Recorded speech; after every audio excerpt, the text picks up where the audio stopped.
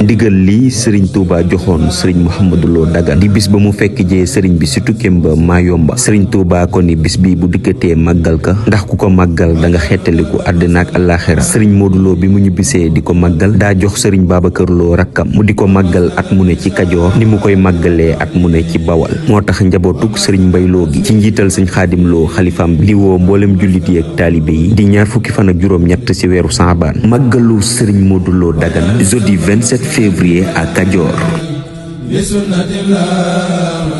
bisu màggal gi nag njabootu sëñ Mbay Lo gi di si ñaanal xalifaam yi jiitu yàlla dolli seen ngërëm di sëriñ Seex Lo ak sëriñ Seexuna Fadilu Lo ñu du ci woo xarit soppe wala rek dëkkandoo yi muy bisub alxuraan ak xasida di bisub bernde tudd yàlla bisub cant la bisub màggal la di bisub ñaan kon ko bokk waajal.